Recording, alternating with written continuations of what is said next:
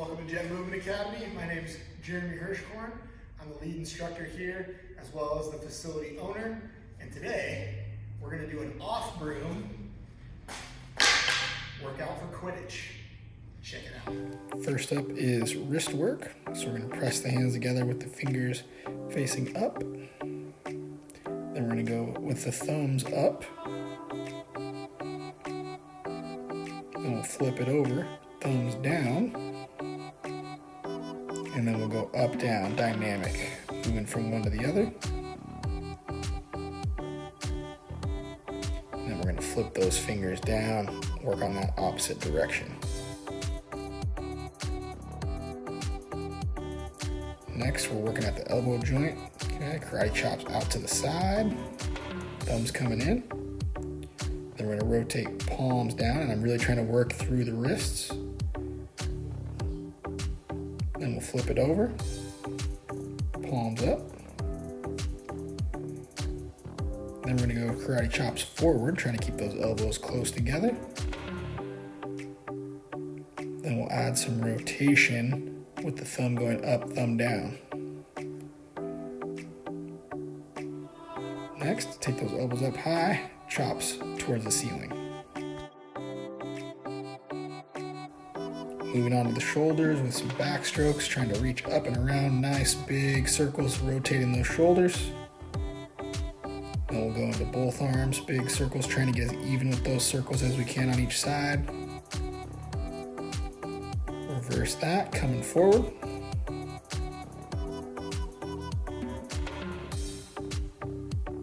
Then we'll go big fly, palms facing each other at both the bottom of the movement as well as the top of the movement.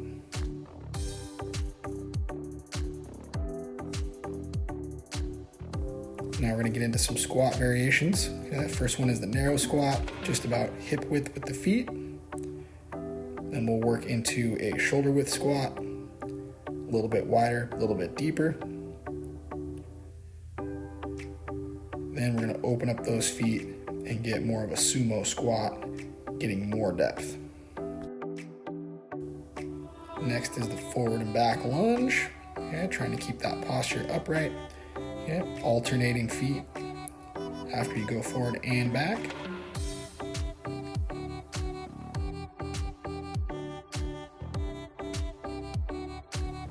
Then we're going to go into a lateral lunge, really emphasizing pushing the hips back to facilitate that stretch rather than pushing laterally with too much of our body weight. Now I've got the arms up overhead and we're doing a calf raise, trying to maintain that alignment from our ankle, knee, hip, shoulder, and wrist.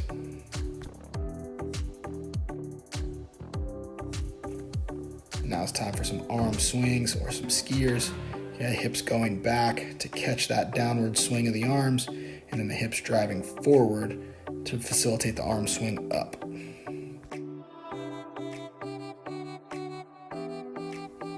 Now it's time to grab those brooms. Haha, Quidditch, get it? Then we're going to put it on the shoulders, square up those feet, get the core engaged, and rotate the shoulders.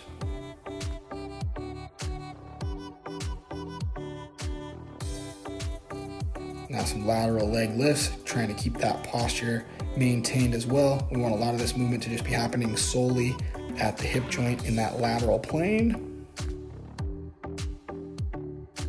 Now a classic core stabilizer to keep you on that broom flying around, the plank. Okay, you'll notice my hip and shoulder are even. I do have a slight bend in my knees. The posture is the most important aspect of this exercise.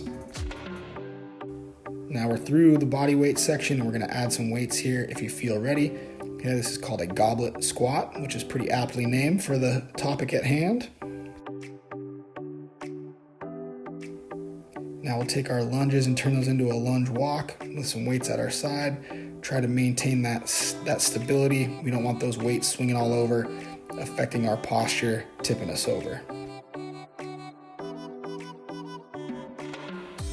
Now the lateral lunge again, we'll hold that weight just like the goblet squat, tucked right underneath the chin, keeping the elbows in tight, maintaining that core stability.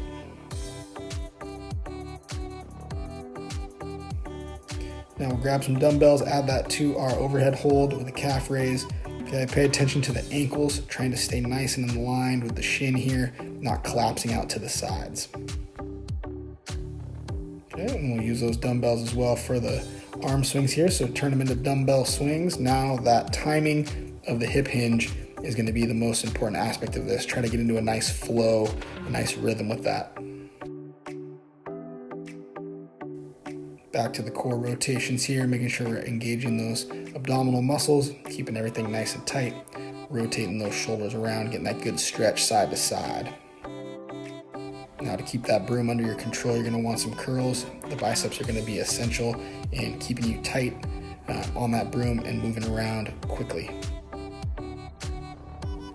Okay, pulling strength is going to help you maneuver that broom around.